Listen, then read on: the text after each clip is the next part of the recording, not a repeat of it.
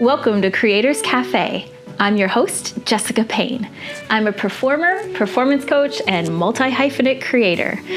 I'm going to be bringing you conversations with some of my favorite creators where we talk about the sublime and the specifics of the creative journey.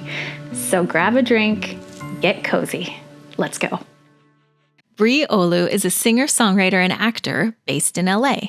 She performs all over Los Angeles regularly, including venues like the Viper Room, the Townhouse, and the Peppermint Club.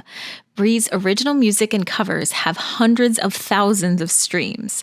She has such an iconic cinematic pop sound, and honestly, the mix of her intimate singer-songwriter sound combined with her high, soaring mixed belt vocals make her one of my favorite singers that's working right now.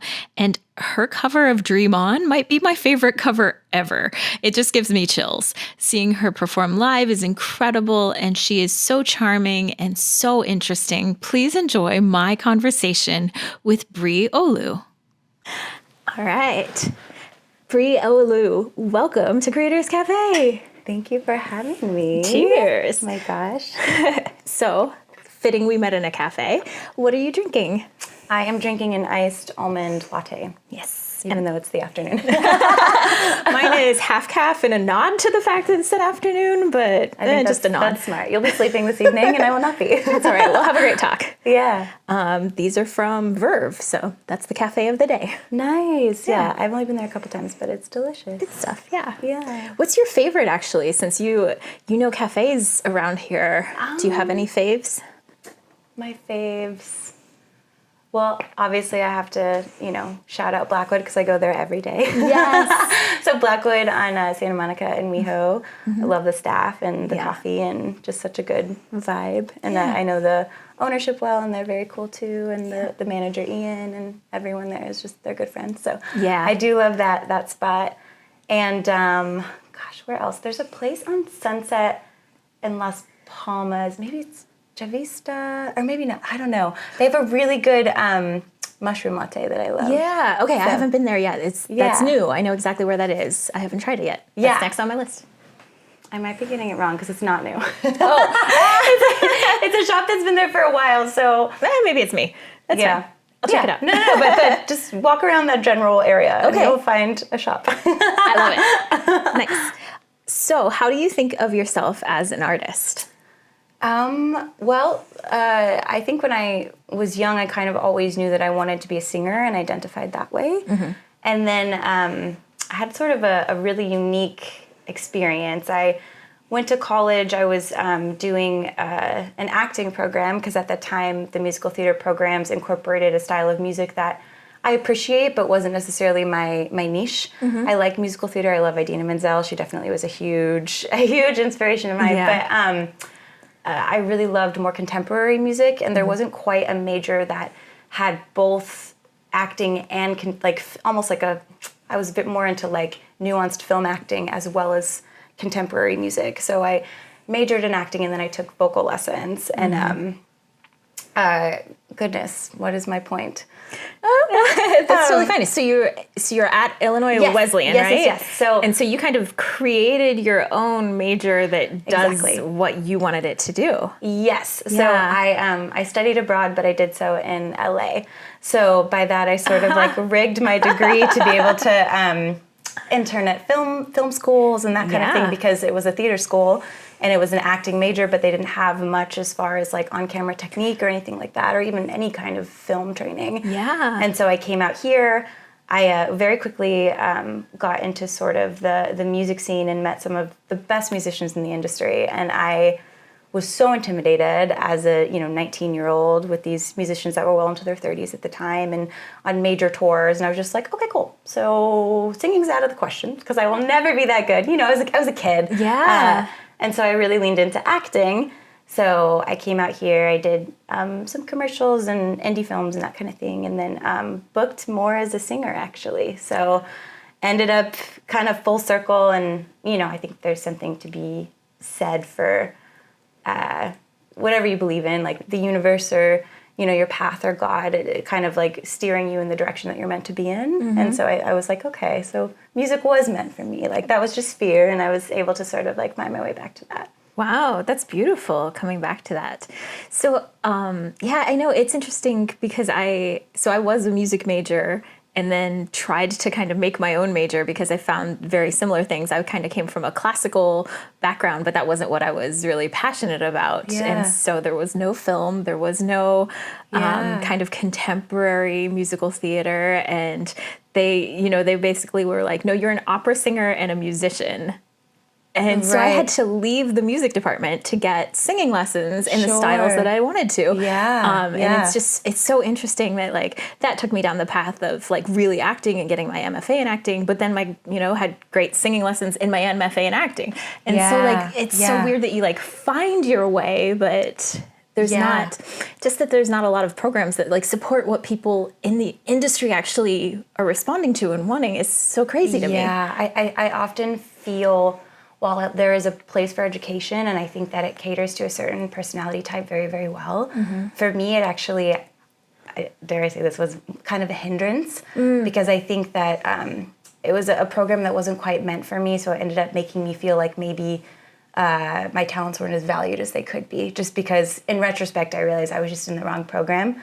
It was kind of trying to, fit a... what is it? A round something into a a square peg into a round hole. Exactly.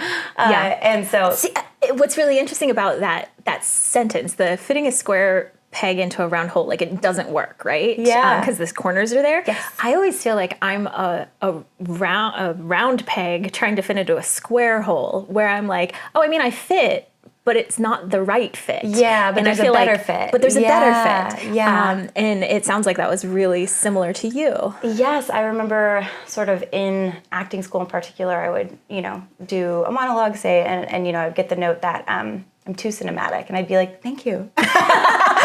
You're welcome. Oh my God, thank you.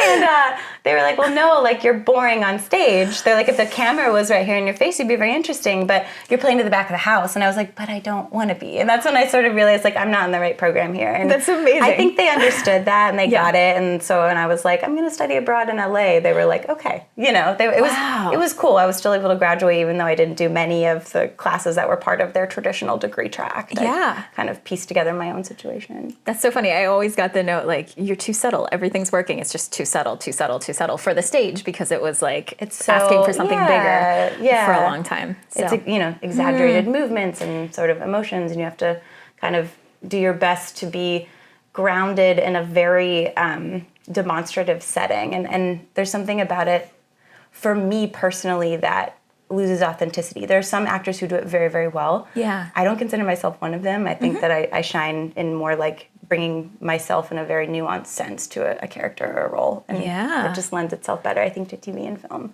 That's really cool. Yeah. That's so interesting.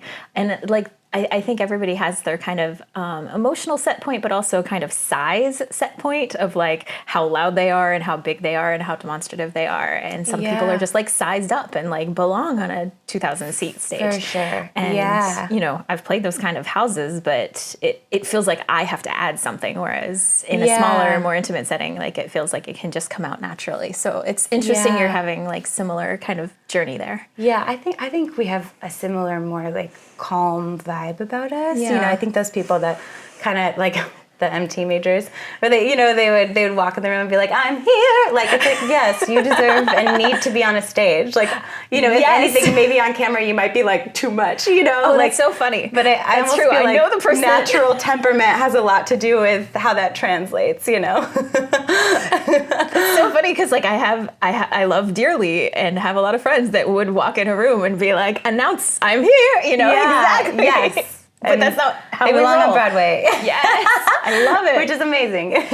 Now, okay, so what's interesting to me is your presence on stage is so powerful because you're making it sound like, okay, well, as long as I'm in this tiny cinematic place, I'm in my power. But that is like missing the side of this story about how incredibly powerful you are on stage. Thank you. So that means a lot. So I've gotten to see you at the Peppermint Club. You've also played at the Viper Room and a lot of other places around LA. when you're on stage, you kind of take this powerful mixed belt and like just soaring vocals, which is like, I'm a high belter, so I'm in love with your voice. Thank you. Your cover of Dream On is perhaps my favorite cover ever. Oh my gosh. Like, thank you. Everybody needs to check out your stuff on Spotify and online, and Thanks I'll put all so the links in the show notes. But I kind of want to hear about your journey from just like your influences in music growing up, but also whether like kind of that MT major singing had influences on that kind of style, because that was what was popular at the time, or like how did that technique where you're bringing that very forward, high, free mixed belt, which is a kind of singing for anybody that's listening and doesn't know. Yeah. It sounds kind of like that cry yell, kind of a Christina Aguilera kind of sound, or an Adele kind of sound. That's got that freedom and power and openness. How did that come about for you? When did you find that voice? And how did you kind of transfer that and find such a clear spot for yourself musically?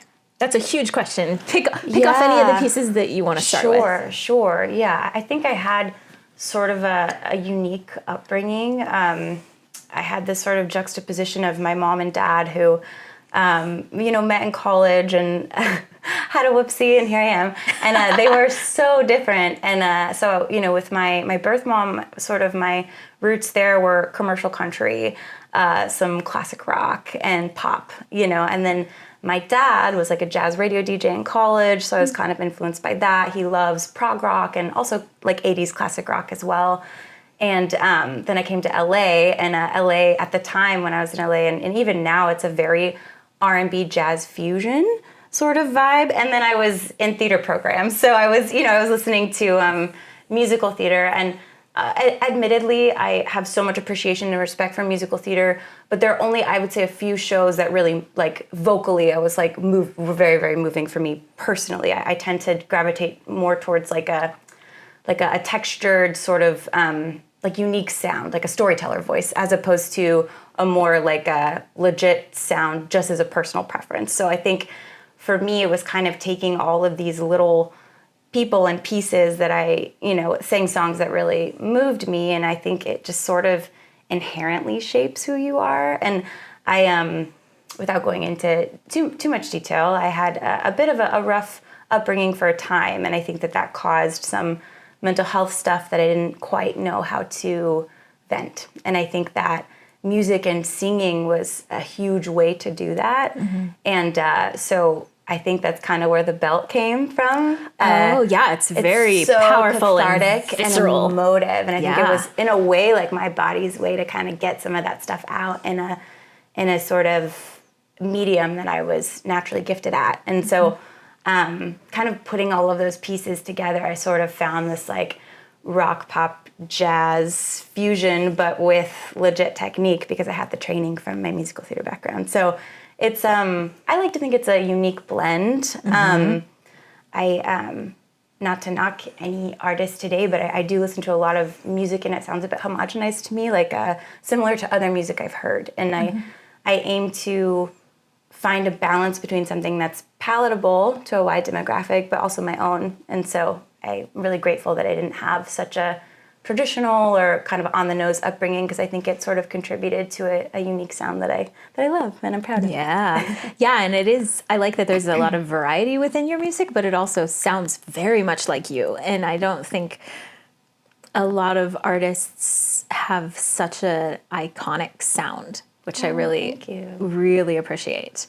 This is just nerdy singer question. When you're doing kind of this, kind of coming up the passaggio and coming, so the passageway, so like from chest voice up into head voice, and you're finding this like really beautifully placed mixed belt, other than practice and years and all of the things, what are you thinking about? How do you find that placement, and what does it feel like when it feels right? So first off, I do think that finding your voice and your technique is a lifelong mountain with no top. So I'm still discovering and learning, and I don't claim to have perfect technique, but what really clicked for me was when I went to college and I studied with an opera singer, Harold Mears, and he taught me a one voice technique.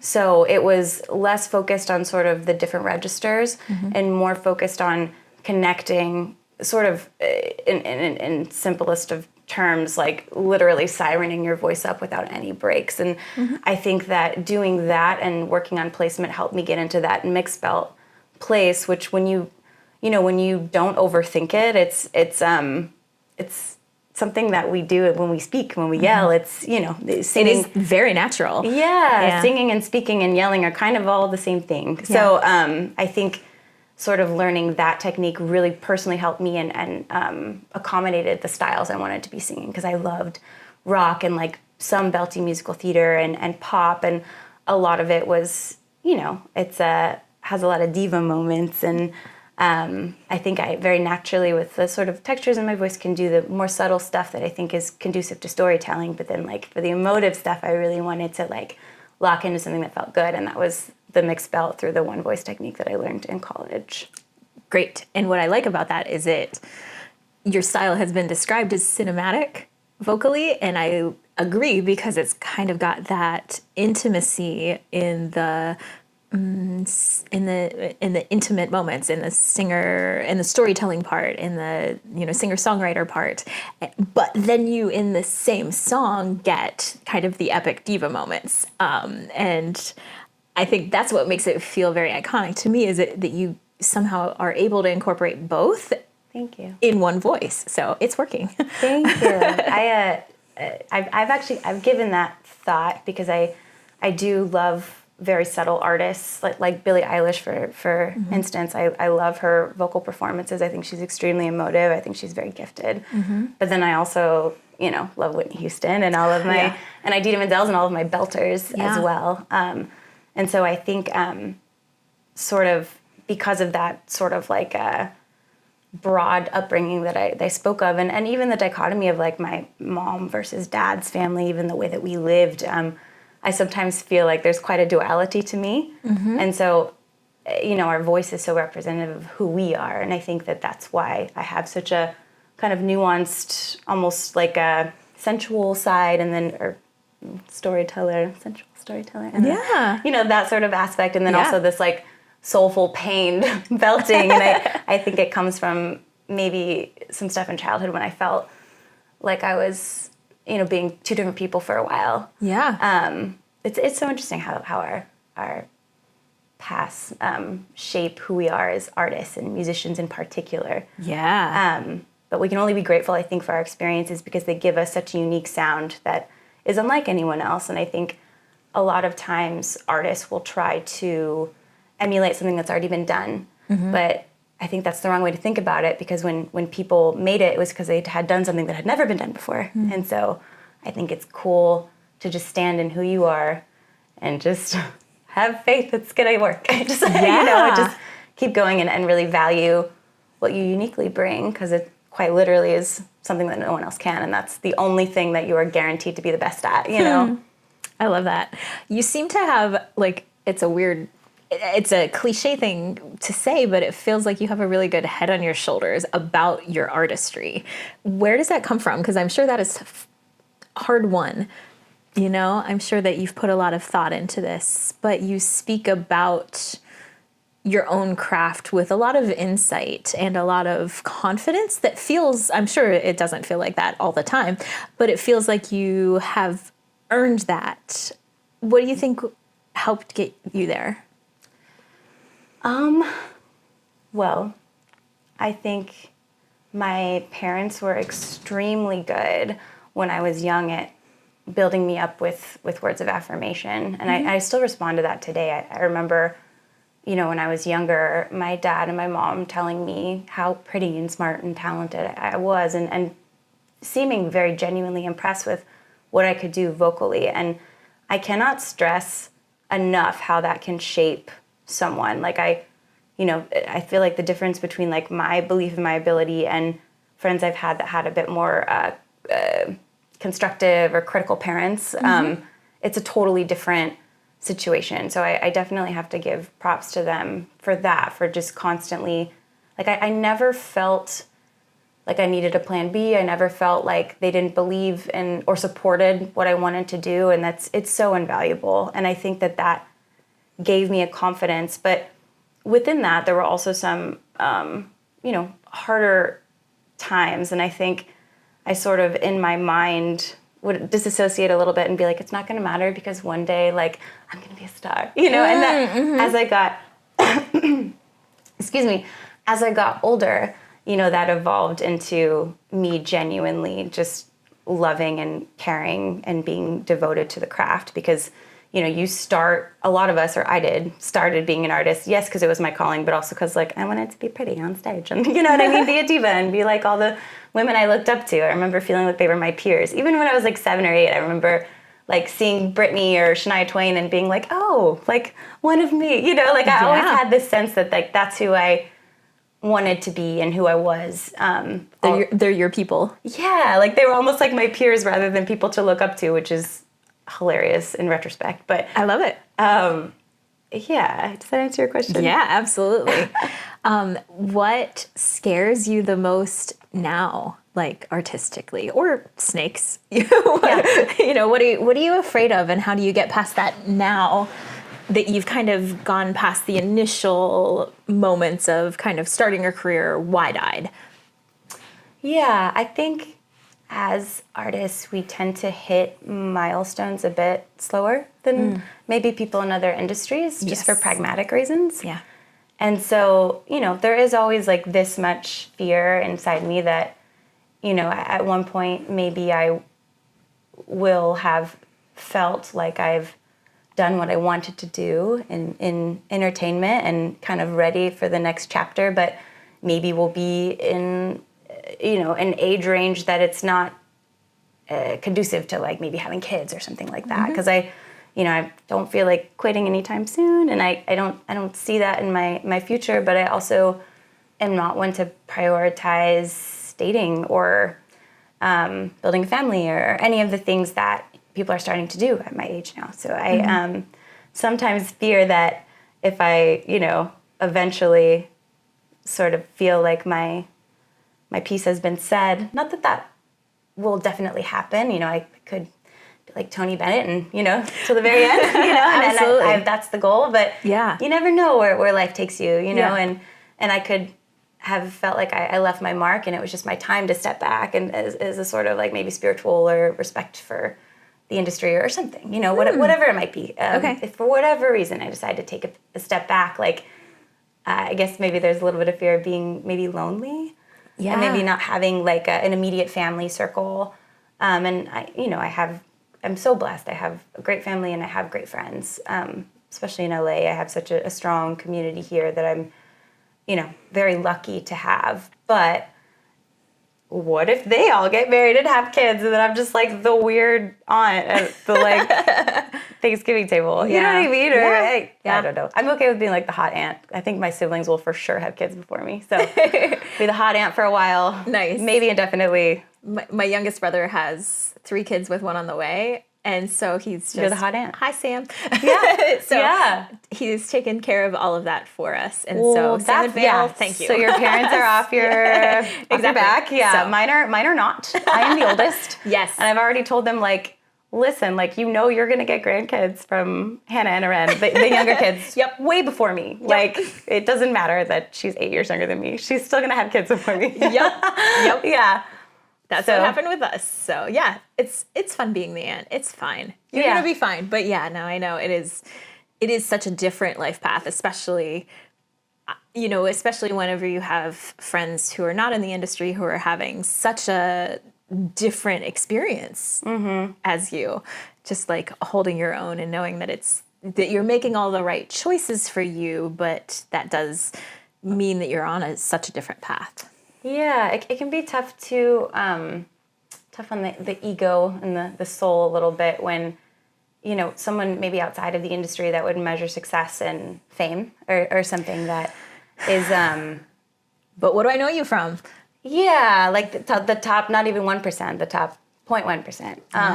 And so I think that there's sometimes a fear that I might be viewed as like a burnout or like a failure at some point.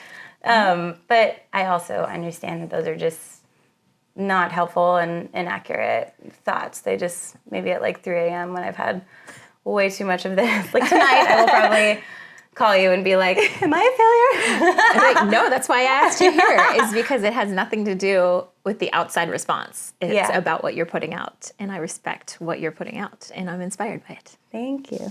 Tell me about Mean Girl. I am so excited about this song. So, funny story, which some people that listen to my music know, my producer is my ex-boyfriend. And so the first EP had a lot of influence and songs written about him, like before we started dating and longing for him. And now that we have since broken up and we're still on very good terms, he's still family. I love him very much. We co-parent a kitty. I did write a song in my feels called Mean Girl that pretty much bashes him, and I was so nervous to show it to him. But he's an artist, he gets it, and so he is producing a hate song about it. That's so crazy. It's wild.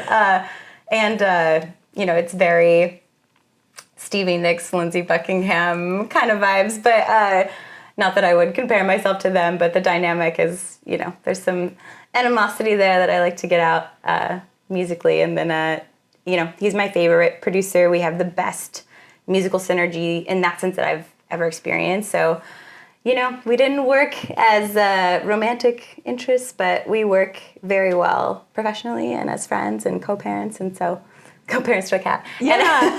And so, we've continued on. That being said, we are recording Mean Girl. And my first album was much more cinematic. Like, my intention was to maybe open up some syncing possibilities. And so the music is just creates a vibe. It's very dramatic and lots of programmed strings and big boomy production and pretty much all programmed. And I felt like I wanted to go a little bit more organic and a little bit more towards my roots with sort of live gigging and live instrumentation and tangible raw instruments and players as opposed to programming. And so we are recording a sort of like pop indie alt rock fusion track called Mean Girl, and just so happens to coincide with Mean Girls that just came out, which I wish I would have had the foresight to be like, I should do like a sort of a campaign that sort of piggybacks off theirs, but alas, I did not. But it's going to be great, and I'm very, very excited about it. Excellent. Yeah, and the SEO will still be trending, so it will still be very much in the discussion and current. So when you're writing something like this, what's your process? Do you go, so you're going from the emotion and you have a specific kind of story and thing that you're going off of. Are you going melody first, idea first, lyrics first? Are you working with him as a producer early in the process, or is it once the song kind of exists as a whole? How do you like to work?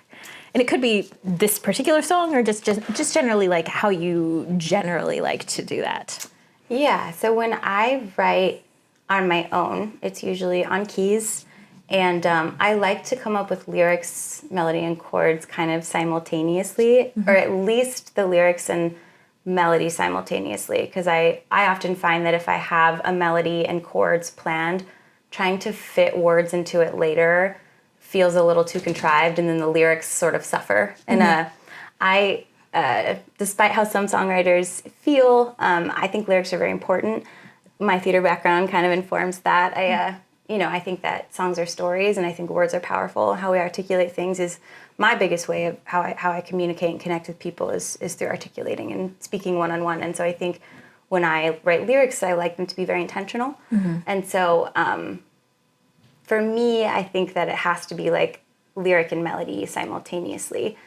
That being said, I do co-write with one of my favorite songwriters in the city. She's a singer-songwriter named Christina Apostolopoulos, and we have a really great synergy. She has like a lot of like sort of songwriter roots, and I have more pop sensibilities. So when we come together, like I could just say, hey, like I think Mean Girl was that. Like I had the idea for like the verse and the pre.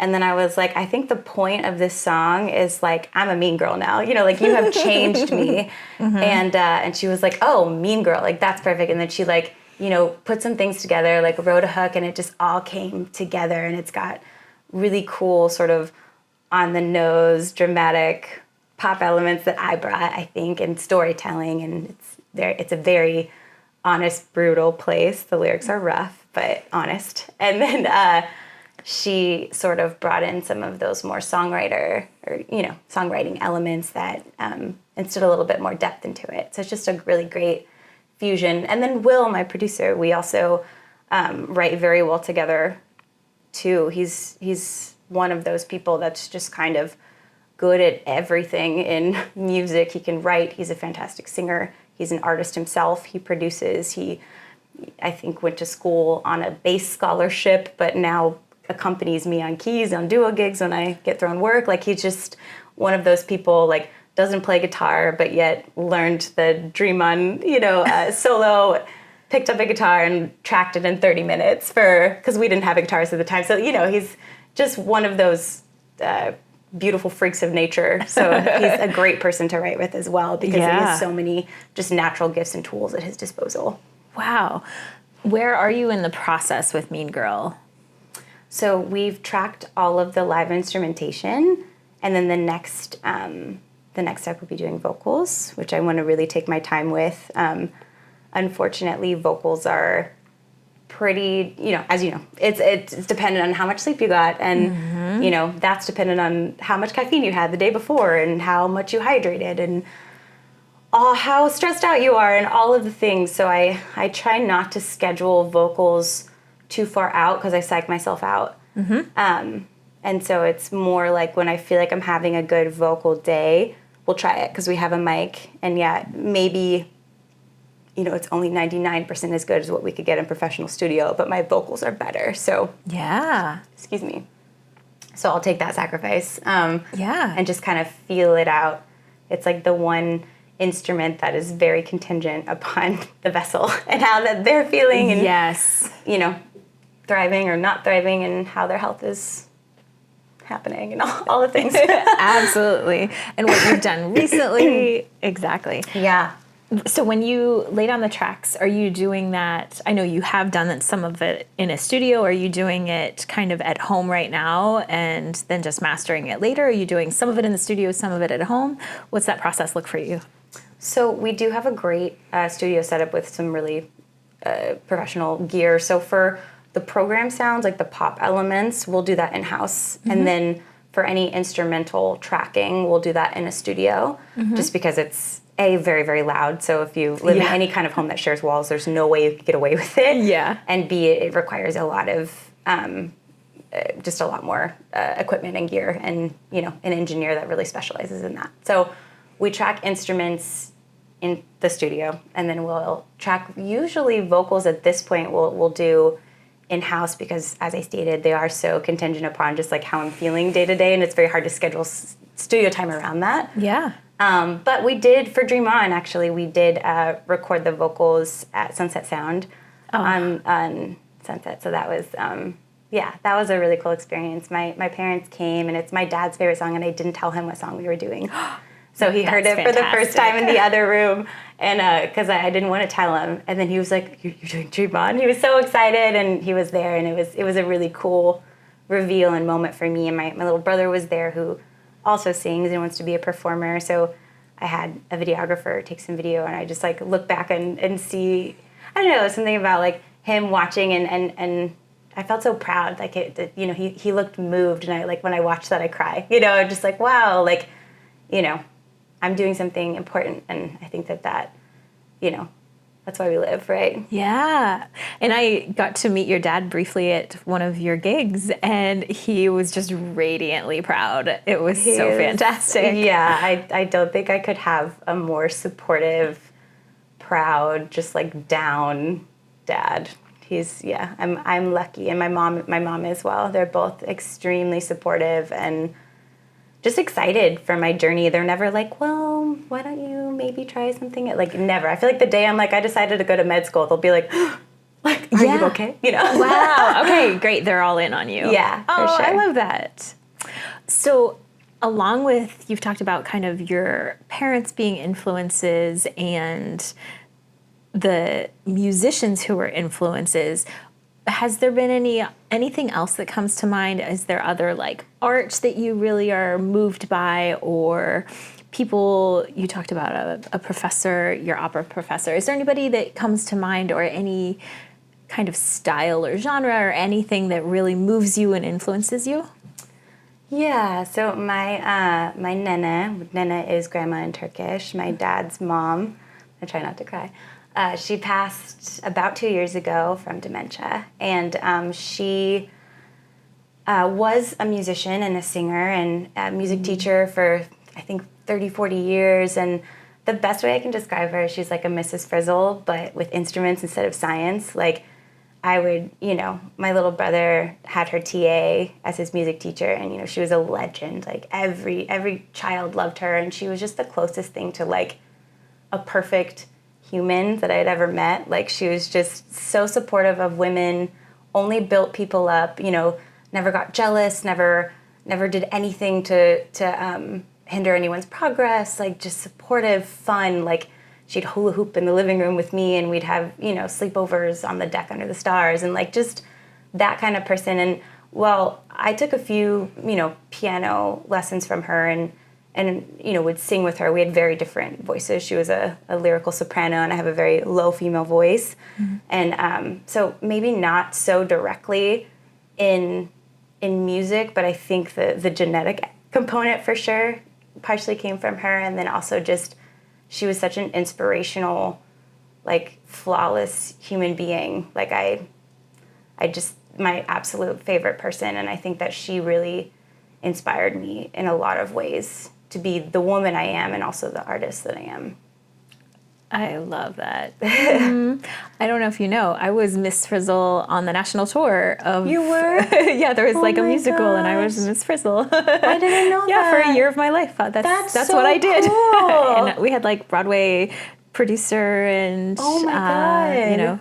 Do you have video? Singers. No, we tried to get it a couple of times, and it was like clearly not meant to be, because we tried a couple of times and it didn't work. And so I'll send you some pictures. Oh my gosh, please. So like that makes your grandma even like dearer to me. I'm like, oh, she must be fantastic, because like living in that role, there's like just this generosity of spirit in that character that I think that idea translates so well. I'm like, I feel like I know her. Yeah. Aww. She's she's absolutely unreal. Yeah. And, I miss her. Well, I think you clearly are like sharing and passing on that passion and joy and generosity. So yeah, we're very different. She's like, just like, completely giving, so intuitive, kind, maternal.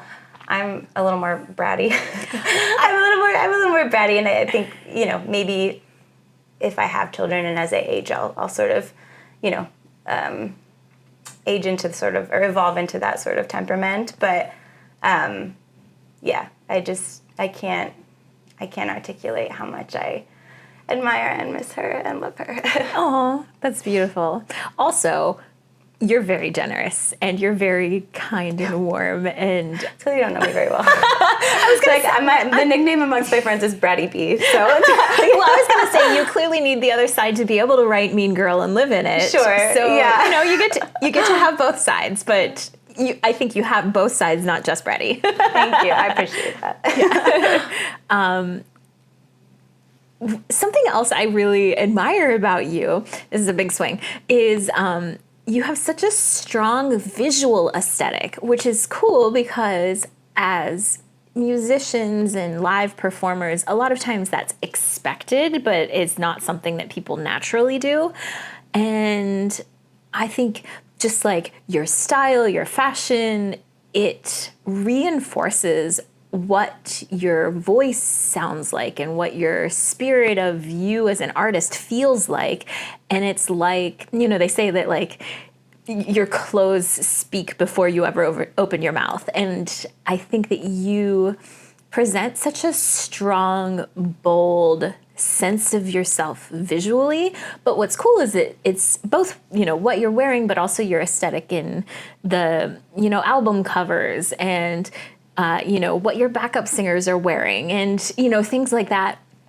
And it doesn't feel forced. That's what I appreciate. It feels thoughtful and considered, but true to you and authentic. How did you get there? That was, I think, sort of the theme, I guess, of this interview, and also what I've felt like my journey has been is like having so many different influences that have taken me down different paths. And let me tell you, I tried it all. I was goth girl for a while. I was, sort of crunchy granola. Everything was like burlap and flowing and long and lots of jewel, like borderline cat lady, which I am, which is why I cannot wear flowy, multiple pattern things.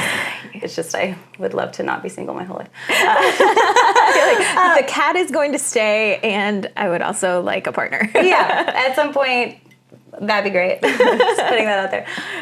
But yeah, I think I tried a lot of different things, and what I realized, and this kind of goes back to what I was saying, is like I have had such a contrasting and vast amount of influences. So I was able to sort of just narrow that down and realize like, your aesthetic is eclectic. And I've always, I'm very feminine. I've always been very feminine. And I've always really loved like a glam look. I looked up to the sort of diva singers, the Celines and, even like the Shania Twains of like the 90s and like all the women that were just very classically beautiful. And I think that I've always kind of striven for that as well. Striven, that's a word, right? It is now. Striven. I strive for that. Did strove. Yeah, stroved. So I always would strive for that as well. So I was able to sort of narrow down my aesthetic just this year, really, because I had so many different like elements happening that like I had a close friend who knows a bit about branding that was like, you need to narrow it down and like simplify. And I was able to come up with my funny story, actually. So I learned sort of the importance of like having three different adjectives that describe your visual image as an artist or a brand. And for 10 years, I struggled with like narrowing it down to 3 because of these sort of vast influences. And I was trying to explain this concept to somebody else who was trying to figure out their brand. I'm like, yeah, like you need to come up with like 3 things that describe you. Like for me, mine would be like femme, glam, and eclectic. And then I was like, how did, like it just like came out of me when I wasn't thinking after 10 years of like searching what it was. And I know that seems so trivial, but to an artist, it's like figuring out who you are and what your voice is and how you present to the world is huge. Oh, it's huge. It's a key turning that lets so much that has been stored kind of finally able to flow. Yeah, because we're multifaceted people. But oftentimes when you get started, like you have to have a strong, narrow presence so people know who you are. And that's tough because I'm a lot of things. You're a lot of things, you know. We're daughters, we're sisters, we're performers, we're assistants, we're babysitters, we're so many different things that pull out different sides of us. And I think I am more the person who reads the room and adjusts, more the chameleon type than the person who's like always the same person fixed. And so even that caused like some confusion because like, sometimes I was like, oh, like I kind of like a dressed down like masculine look, but then I was like, I don't know if I should lead with that. Like it was just like kind of narrowing down and figuring out what that was. And then once I realized and kind of stripped away a lot of the shame I had for liking things that are classically beautiful and believing in modern cosmetic medicine and not feeling bad about it and all sorts of things, I kind of realized like, oh, like you like classically pretty things, that's okay. And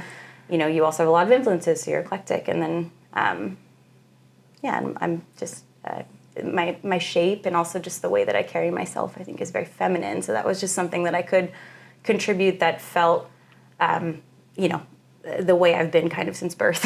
So it felt very, very true to me. Well, and it makes sense that the third word being eclectic makes sense that it was hard for you to define because that was part of what was true all the time, but it feels like the needle's always moving or the target's always moving because eclectic inherently has variety in it. For sure. So like it can be... It's hard to define that. Vintage. It can be, you know, boho. It can be a lot of different things. And so it's like, I don't know, it's kind of like maybe it's a little bit of a cheat. but I think it works because the other two are always there and grounded. And so that's what kind of defines it as your kind of eclectic. Yeah. It also covers a little bit of edge, which I like to I like to dance the line of edgy. I think I'm nuance. I think nuance is it's great. It's just a way to like show different sides without being too on the nose, you know? Yeah. And if you can't see this, like she's wearing a fantastic dress that is like knit and has cutouts and holes and like really great boots. Oh, they're so good. Like 5-inch heels. Like just pull the muscle doing that.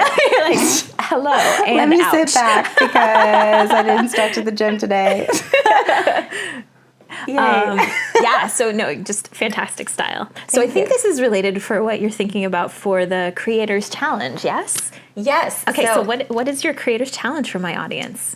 Yes. So if you are a creative or even somebody who utilizes social media or wants to use it to their advantage, something that was revolutionary for me, as I stated, was, you know, finding my 3 adjectives, the 3 things that define me and that I want to lead with on my socials and in my performances and just like any kind of visual representation to the masses. So I challenge you to narrow yourself down to 3 adjectives. It does not mean that is all you are. It's just 3 predominant things about you that you can lead with in figuring out how to market yourself.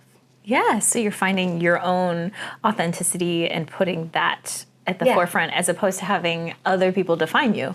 Yes. I like to think of it as like controlling the narrative. Well, yeah, and also like you know, with typecasting and acting, like that's always so awful. Yes. But I think of it as like a cat. Like cats hate to be put in boxes, but cats love boxes. Yeah. And so as long as like, if I'm the cat, as long as I get to pick the boxes, it's a totally different story. 100%. A cat is like a perfect example of something that is so many things. Like cats are spazzy, they're lazy, they're chill, they're good hunters, they're agile. Like they are everything and they are one big juxtaposition and it works. And it works for them. Nobody's asking them to you know, narrow anything down. Yeah. Just like, what kind of cat are you? What do you want to pick? Right. Yeah. Okay. Adorable. So where can people find you? I am predominantly on Instagram. I do have also a website. I started a YouTube. It's not that impressive right now. And I'm on TikTok. I'd say predominantly on Instagram. Okay. So it's my name, which is Bri Oglu, Brioglu, and that's pretty much all of my branding. So you can find me on any socials that I'm on under that username. Cool. And they can listen to your music on Spotify is the best place to find it? I hesitate saying this on record, but I am boycotting Spotify right now because they don't pay their artists. So I can cut that then. Oh, no. It might be useful. I don't know. So that's okay. That's anywhere you stream music, that same name will work and we'll bring up my stuff. Beautiful. Thank you for clarifying that because we support artists here. Yes. Okay. Yeah. Great. Okay. Cool. Well, cheers. Thank you so much. Yeah, thank you. I had so much fun. Join the community and share your creative challenges on Instagram and Facebook at Creators Cafe by Kika Labs.